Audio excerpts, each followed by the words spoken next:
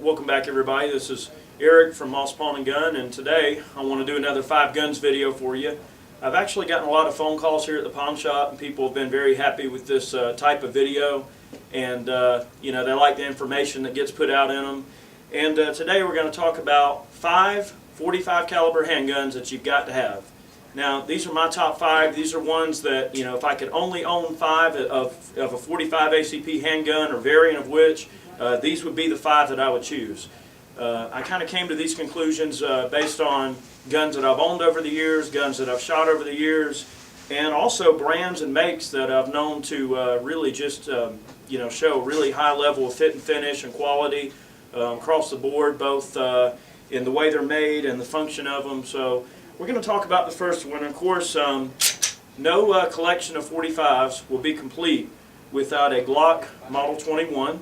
And this is Glock's 21st invention, full-size 45 ACP handgun. It's a double stack, holds 13 shots, one in the chamber makes 14. So right off the bat, you've got a handgun that doubles the capacity of a standard 1911, which we'll get to in a moment. Striker fired, very reliable, very tough finish. I cannot say enough good things about Glocks. I know that generally in some of these videos we tend to kind of really toot the Glock horn loud. We are fans of Glocks. Don't get me wrong, there's a lot of other great handguns out there, but to me Glock is king still. Sometimes the frames on these can be a little bit large for some hands. This particular version actually is an SF, so it is the short frame, which makes for a lot more consistent fit in the hand for some people that might have smaller hands. So don't overlook the Model 21. The magazines are out there, they're easy to get. 13 shots, you got a lot of firepower in your hand, you're throwing a big ugly slug. And you know, in general, that's just been one of the things that I've always liked about a 45 ACP is that it's just a slow moving ugly hunk of lead that'll really just put big old holes in things. And you know, I grew up shooting a 1911, and that was one of the first handguns I was ever you know, exposed to growing up. And I just kind of learned to enjoy a 45 in general. So a Model 21 is definitely, you know, should be on everyone's list in terms of 45s that you've just got to have. Another newer addition to the 45s that are out there now is the MP45 Tactical. It is a double single action, semi-automatic. One of the neat things about the MP45 is that it uses 15 shot magazines. So you got 15 rounds of 45 ACP in your hand ready to go. Now the cool thing about the Tactical model is, and one of the very innovative things about the Tactical model, is that there's a cut on the top of the slide for an RMR or a Dr. Optic. You can mount a small red dot on this. The way they do the sights on these also is really cool because they've got high night sights and a threaded barrel. So of course you just attach your 45 ACP suppressor on here, and you got high night sights, a suppressor, and if you want a red dot, very reliable, very lightweight for what they are. Ambidextrous controls both in your slide release, or slide stop rather. Your magazine release is ambidextrous, and your safety is ambidextrous. It has a decocking mechanism, and I cannot say enough good things about this gun. One minor drawback to the MP45 Tactical is that with this particular rig, one of the things you have to contend with is that sometimes if you've ever got to take one apart fully, in terms of full disassembly, they are a little bit tricky. It's not the easiest gun in the world to take apart. Parts have been known to break on them pretty easy, so you got to be careful about parts replacement. They're definitely not the easiest guns in the world to get parts for. So it's really, for some people, that's going to draw people, you know, away from it. But the gun as it sits is a solid gun. And there's a lot of guys in like Special Forces, SOCOM, SEALs, guys like that, that are using this gun to great effect. So don't overlook the MP45 Tactical. It's a great gun, especially if you want a full capacity, you know, double stack combat 45. It fills that role quite well. I mean, you got 15 rounds in your hand. The guns do ship with 3 magazines, so that's an awesome thing about those. You get plenty of mags with them. Another good gun to consider is the Smith & Wesson MP45 in a full size. This particular version is a 2-tone version. This one does have a safety. They can be ordered with or without safeties. The standard magazine capacity on this gun is a 10-shot mag, but you can get, I believe, a 13 shot. Of course, it does protrude slightly from the bottom of the gun, but you can get a 13 shot mag for this. One drawback to the M&P that I'm not a huge fan of is that the magazines are both hard to get and expensive, but once you get your magazines rounded out, it's a wonderful gun. And you know, I'd never really considered the M&P series of guns too closely until I went and I took the Smith & Wesson M&P Armorers course. And that was an eye-opening experience because, you know, me being a fan of the Glocks, I initially went into that class thinking, okay, well, what can this gun have that a Glock doesn't? But it's really got some cool features about it that kind of set it apart from the Glock. The way that the serrations on the slide are cut, they're actually machined instead of stamped, which is a nice thing. The chassis, it basically uses a chassis system on the inside of the gun, unlike a Glock, that actually gives the frame quite a bit of rigidity, and that's going to equate to a lot better accuracy. I mean, you can take this frame and bend it as hard as you can, and you can't get it to flex because the way that stainless steel chassis system is set up. These guns are growing in popularity enough now to where there's aftermarket triggers out there for them. You can get the Apex drop-in trigger groups that are easy to install, very good quality triggers. And really, I mean, these guns are getting to the point where they're contending heavily with Glock in terms of competition. So they are wonderful guns, and I would definitely consider the M&P series of guns, you know, as a solid contender for a 45. They got, you know, they point real nice. They've got a really good profile to them, and they're just a great gun. It's something I would definitely not overlook for a 45 ACP handgun. All right, another handgun that you may consider. This is the CZ 97BD. It's a double stack 45 ACP. It holds 10 shots. One minor setback that you got with the CZ again is that the mags are a little bit expensive. The mags are a little bit hard to get, and I believe you're stuck to 10 rounds, which in a double stack, I mean, you do have 10 rounds, which is nice.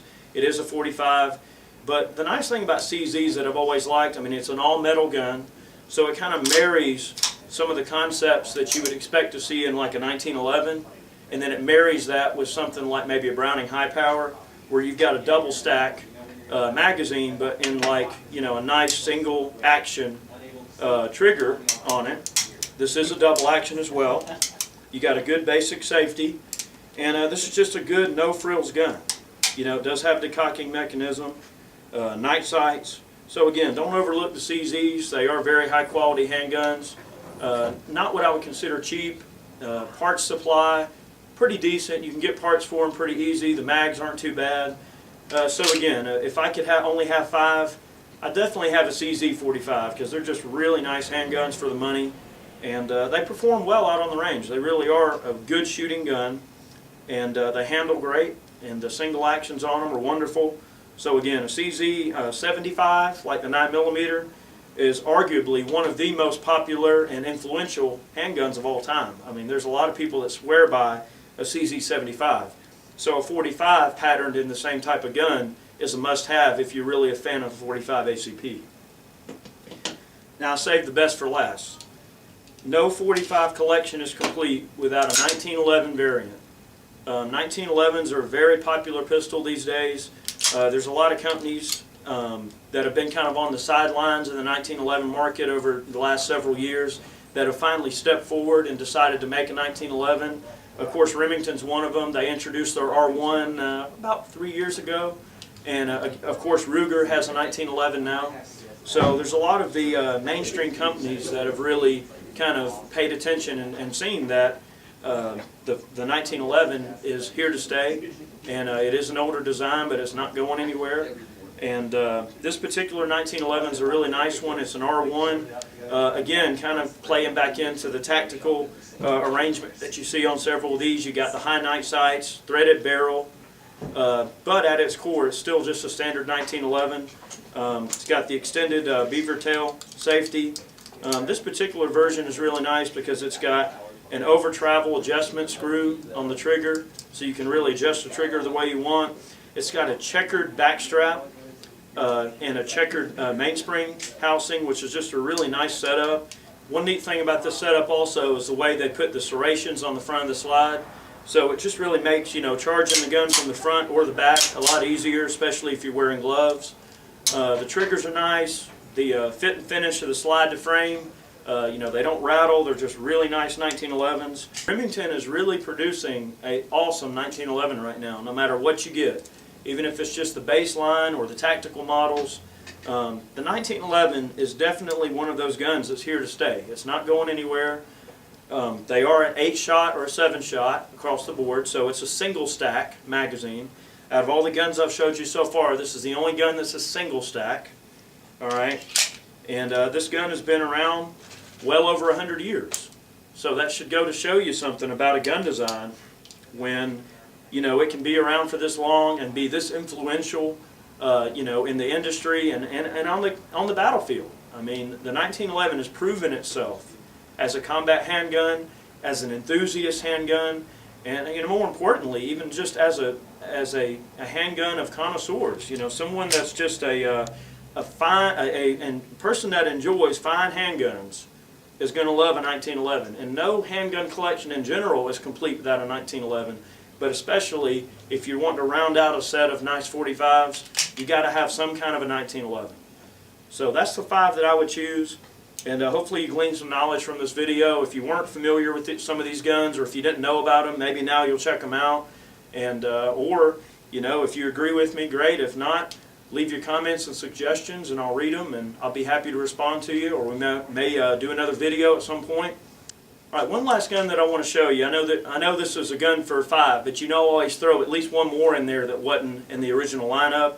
And this is a Smith & Wesson Model 22-4, and this is a beautiful 45 ACP handgun. It uses what's called a moon clip. All right, I know this is hard to see, but you'll see a close-up in a moment.